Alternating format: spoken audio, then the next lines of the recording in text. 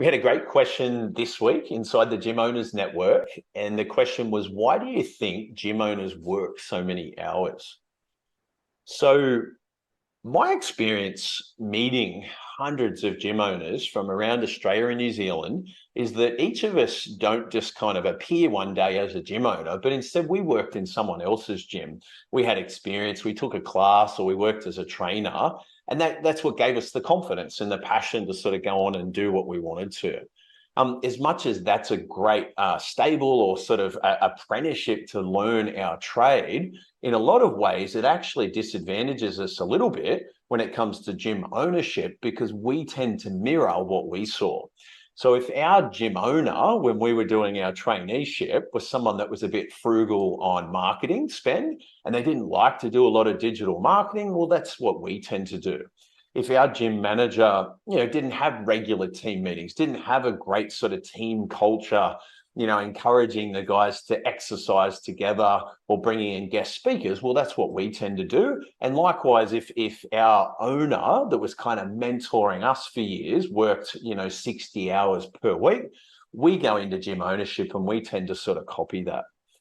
The important thing to understand, I think, in the fitness industry is that nothing that we do is actually brain surgery.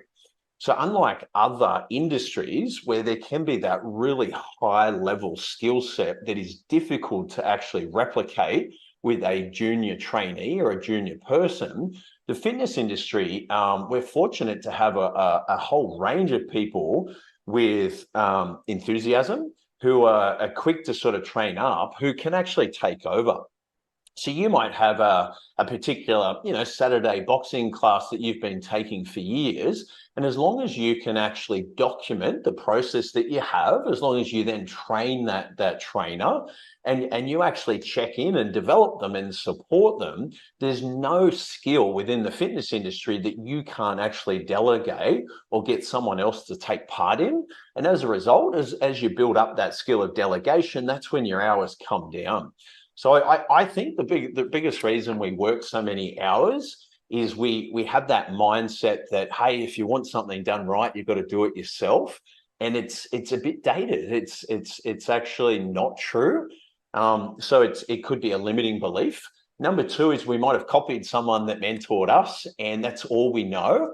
And number three, it's we've had a bad experience maybe delegating in the past, and therefore we're not willing to sort of get better at it.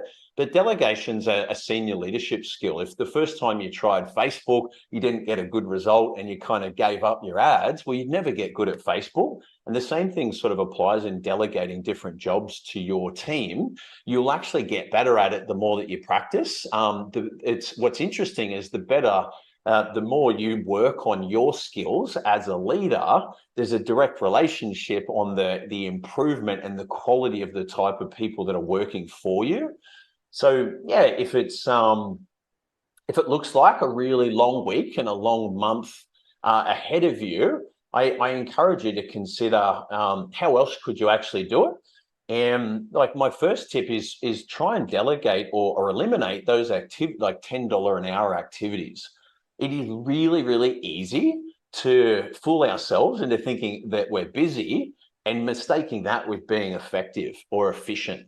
So what I mean is that we can catch ourselves, out on the gym floor with a vacuum or wiping down the mirrors. That's a $10 an hour activity. We can catch ourselves spending hours out on the gym floor talking to our members. That's a $10 an hour activity.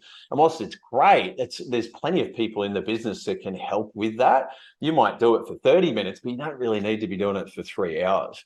In a lot of cases, subconsciously, what we're doing is choosing the easy tasks, the tasks that we find, less confronting, all the tasks that are in our comfort zone. We sometimes avoid going and spending 2 hours on the phone calling our unconverted inquiries. We avoid, logging into the back end of your Facebook ads to look at your reports and try and better understand what do I need to change. We're sometimes a bit reluctant to meet with our staff and have that tough talk around standards or around punctuality. Again, it's easier to sort of do the wiping the mirrors than it is to go out and set up a joint venture with a local retail store or something like that. So yeah, in summing up, I think the reason we work so many hours is we have that false narrative where we just say no one else can do it as well as us. Number two is we're probably copying someone and we just need a different role model. And number three, you've had a bad experience when you delegated in the past, so you stop trying, and it's a shame like that. If the first person you dated, it didn't go well and you just never dated again, that wouldn't make any sense. Or if you're like my daughter, for example, if she's learning to ride a bike and the first day she falls over and she never gets back on the bike, well, no one would do that. That seems ridiculous, but we do that all the time when it comes to leadership skills like delegation, and therefore work 60, 70, 80 plus hour weeks.